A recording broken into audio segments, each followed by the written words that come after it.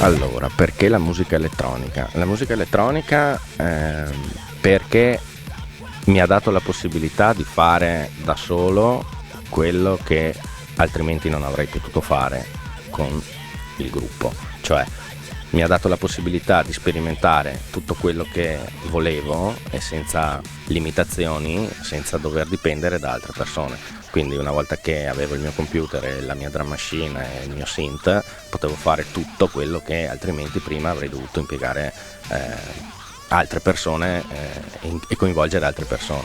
Quindi spostarsi alla musica elettronica è stato quasi una conseguenza, anche perché io ai tempi facevo l'università a Padova, quindi mi era anche difficile avere un luogo dove trovarmi con i vari componenti dei gruppi per suonare eccetera, quindi lo stare da solo e il poter sviluppare qualcosa da solo è stato assolutamente un passo conseguente, sì.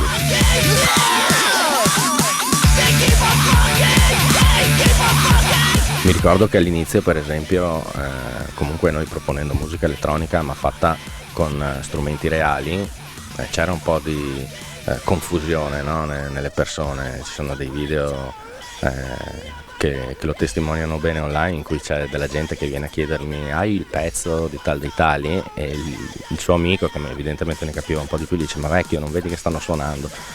E quindi insomma si è creato questo contrasto da subito, nel senso che tutti si aspettavano magari il classico DJ set mentre noi arrivavamo e suonavamo, e questo ci ha dato sicuramente una grossissima spinta all'inizio, perché era la novità, e quindi abbiamo avuto modo davvero di portare in giro il nostro live dappertutto, cioè in tutta Italia e poi anche in tutta Europa.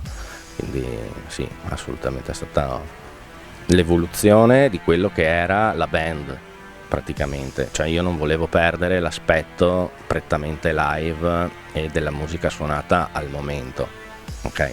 Questo per noi era importante, perché si creava comunque un feeling con la pista diverso e che altrimenti non sarebbe stato possibile.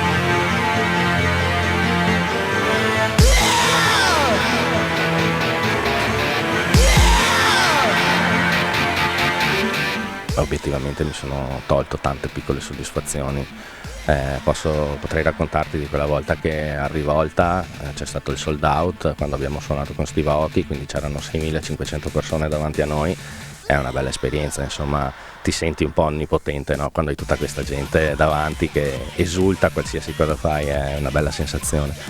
Un'altra cosa che assolutamente ti voglio raccontare è tanti all'inizio non ci credono, perché sembra una cosa paradossale, però quando si dice che la musica accorcia le distanze e annulla le differenze è assolutamente vero. Avevamo fatto un bootleg, cioè un remix non ufficiale di Right Here Right Now di Fatboy Slim, e lo avevamo pubblicato su SoundCloud. Ai tempi SoundCloud era una piattaforma molto più usata di adesso, insomma era più dedicata agli addetti ai lavori. Sicché un giorno ci arriva questa mail da tale Norman Cook, che noi sappiamo benissimo essere Fatboy Slim, che diceva: perché non c'è la voce? E sai, io e il mio socio eravamo entrambi perplessi, perché sembrava talmente impossibile una cosa del genere che insomma siamo rimasti un po' basiti.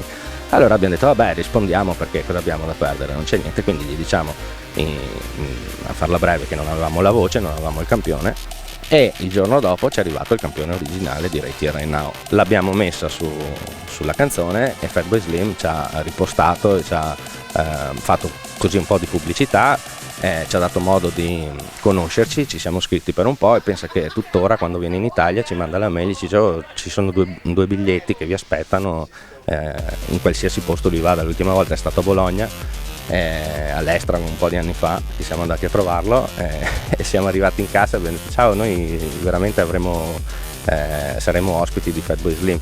Questi ci hanno guardato come fossimo, cioè, quelli che vogliono entrare senza pagare, no? Cioè, proprio malissimo, come davvero, ma cosa volete? Insomma, abbiamo chiamato, alla fine è venuto a prenderci e ci ha portato dentro, quindi davvero una persona incredibile, nonostante sia comunque uno degli idoli di sempre, perché sia io che il mio socio siamo cresciuti musicalmente parlando con Fatboy Slim. Beh, allora negli anni sicuramente ho avuto modo di sperimentare vari generi, partendo dall'electro. Quella è stata una scelta, diciamo, non dico obbligata, ma sentita, nel senso che comunque l'electro era quel genere che ai tempi ci permetteva un po' di rompere con quello che era il classico mondo della discoteca e del clubbing, e di riportarti un po' a una situazione, a una dimensione da rock club, insomma, cioè molto più da live, che poi era quello che facevamo. Abbiamo cominciato con l'electro e, diciamo così, fino al 2013 più o meno, dal 2010 al 2013 abbiamo cavalcato l'onda dell'electro, della dubstep. Siamo stati in America per un tour di 3 mesi nel 2013, proprio in quegli anni, subito dopo aver rilasciato per Steve Aoki.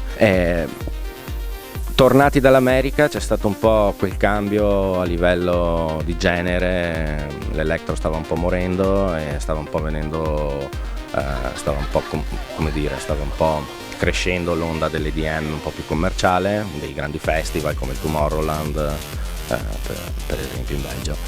E quindi abbiamo cercato un po' di adattarci come Vegamur a quella situazione, però non era la nostra pelle, e quindi ognuno ha preso strade diverse e generi diversi. Io mi sono cimentato un po' con la Future House, ho avuto il piacere e l'onore di remixare Alan Walker ufficialmente, di conoscerlo, nonostante abbia 15 anni meno di me, comunque un grandissimo produttore.